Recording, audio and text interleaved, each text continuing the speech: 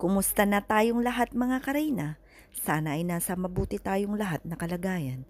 Luzon, Visayas, Mindanao, mga OFWs at lahat ng mga senior citizens at mga individuals na sumusuporta kay Reyna.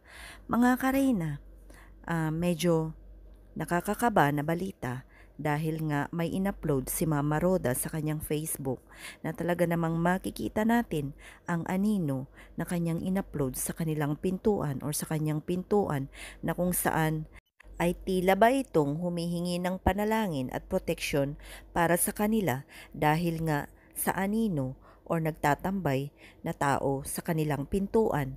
Hindi man natin masigurado kung tao nga yun o may balak na masama sa kanila. Pero naging kabado si Mama Roda dahil siguro ay hindi naman ito normal na nangyayari sa kanilang bahay. Kaya naman mga kareyna, naway proteksyon ni Lord ang buhay nila Reyna at Mama Roda dahil alam naman natin na dalawa lang sila na naiiwan sa kanyang apartment. Sa upload na iyon ni Mama Roda, napakarami tayong mga nabahala dahil nga sa kalagayan or sa sitwasyon na ganun kay Mama Roda. Kaya mga kareyna, wag na wag po nating kalimutan na ipanalangin ang proteksyon nila Reyna at Mama Roda na naway sila ay patnubayan at syempre 100% na protection para sa kanila. At alam naman natin na nandyan lang din nakasubaybay ang mga K-boys na inaatasan ni Kalinga Prab upang bantayan at samahan sila, lalong-lalo na nga sa pangangalaga kay Reyna at lalong-lalo na sa paghatid sundo kay Reyna. Alam naman natin na hindi nila ito papabayaan, ngunit sana ay talaga namang wini-wish ng lahat na sana ay mapa-instalan na nga ng CCTV ang kabahayan ni Mama Roda, lalong-lalo na ang kanyang pintuan sa main gate at sa likod ng bahay upang sa ganun ay makita na nila mismo kung may tao man na paparating o wala.